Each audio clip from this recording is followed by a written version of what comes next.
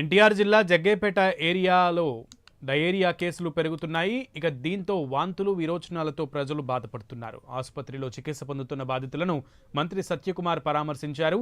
8 గ్రామాల్లో డయేరియా ప్రబలిందని, కాచి చల్లార్చిన నీటిని తాగాలని మంత్రి సత్యకుమార్ సూచించారు. నీటిలలో క్లోరిన్ శాతంపై అధికారులు ఎప్పటికప్పుడు పరిశీలిస్తూ ఉండాలన్న మంత్రి ఆదేశాలు జారీ చేశారు.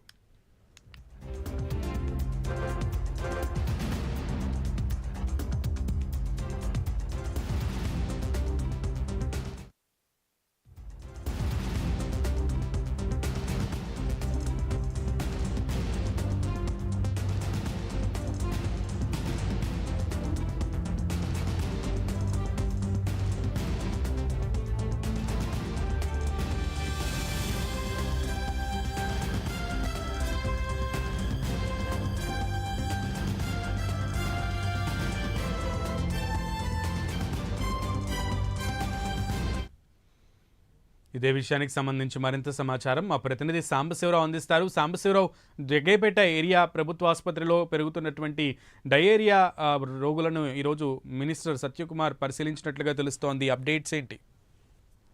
సునీల్, మనం చూసినట్లయితే గత 6 నెలలుగా వాటర్ సప్లైలో ఉన్నటువంటి లోపాల వల్ల ఈ యొక్క డయేరియా ప్రబలిందని కూడా మనం చెప్పాలి.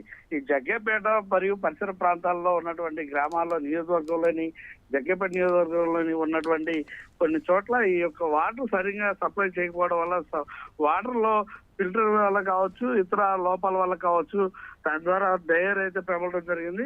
మొత్తంగా జగ్గేపేట హెడ్ వాటర్ వర్క్ ప్రాంతాన్ని అయితే పరిశీలించినటువంటి సత్యకుమార్ యాదవ్, అదేవిధంగా గత ప్రభుత్వ నిర్లక్ష్యం వల్లే ఈ పరిస్థితి వచ్చిందంటూ కూడా ఆయన పరిస్థితి చెబుతున్నటువంటి పరిస్థితి. అంటే ముఖ్యంగా మనం చూసినట్లయితే పంచాయతీల్లో కావచ్చు, స్థానిక సంస్థల్లో కానీ నిధులు లేకపోవడం వల్ల ఇలాంటి పరిస్థితి వచ్చిందంటూ కూడా ఆయన చెప్తా ఉన్నారు.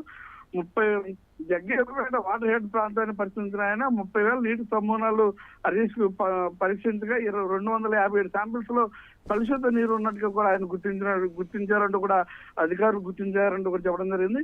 అధికారులు అప్రమత్తంగా ఉన్నారని, పరిస్థితులు ఎప్పటికప్పుడు పరిశీలిస్తున్నామంటూ కూడా ఆయన చెప్పడం జరిగింది. ప్రజలకు కూడా డయేరియా ప్రబలకుండా తగు జాగ్రత్తలు తీసుకోవాలంటూ కూడా ఆయన చెప్పడం జరిగింది. ముఖ్యంగా మనం చూసినట్లయితే వాటర్ లో కంటెంట్ ఏదైతే జగ్గేపేట పరిసర ప్రాంతం నియోజకవర్గ పరిస్థితుల్లో ఉన్నటువంటి వాటర్ ఏదైతే ఉందో వాటర్ లో కలుషితమైనటువంటి పరిస్థితి వచ్చింది.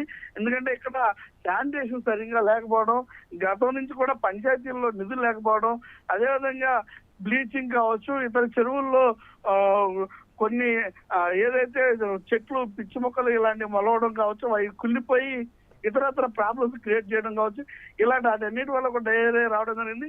ముఖ్యంగా మనం చూసినట్లయితే ఈ డయేరియాకి వచ్చినటువంటి వారందరూ కూడా జగ్గేపేట ప్రభుత్వ ఆసుపత్రికి చేరుతా ఉన్నాం. జగ్గేపేట ప్రభుత్వ ఆసుపత్రిలో ఈ వారందరికీ కూడా అంటే ఎవరికైతే డౌట్ ఉన్నట్లయితే వరకు వారిని తీసుకొచ్చి విరోచనాలు, వాంతులు, జ్వరాలు కానీ ఇలాంటివి ఏమన్నా సరే ఇమీడియట్ గా జగ్గేపేట ప్రభుత్వ ఆసుపత్రిలో జరుగుతున్నటువంటి పరిస్థితి. వారి సంఖ్య పూర్తిగా మనకైతే ఇంకా తెలవాల్సినటువంటి పరిస్థితి ఉంది. ఎంతమందికి ఇప్పటి వరకు ఆసుపత్రి అయింది ఏంటి అనేది కూడా మరి కొద్దిసేపట్లో అధికారికంగా ప్రకటన చేసేటువంటి అవకాశం కూడా ఉండడంతో అధికారులందరూ కూడా జగ్గేపేట పరిసర ప్రాంతాల్లో కాచి వడపోసిన నీరు, అదేవిధంగా ఫిల్టర్ అయినటువంటి వాటర్ మాత్రమే తాగాలంటూ కూడా సూచనలు అయితే చెప్తున్నటువంటి పరిస్థితి. ఇక్కడ ఏదైతే డయేరియా ప్రబలుతున్నటువంటి ప్రాంతాల్లోనే ఆ ప్రాంతాల్లో ప్రత్యేకంగా హెల్త్ క్యాంప్స్ కూడా ఏర్పాటు చేయడం జరిగింది.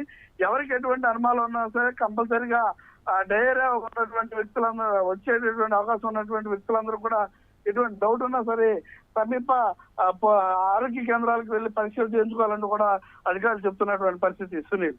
Right Sambasivarao, thank you.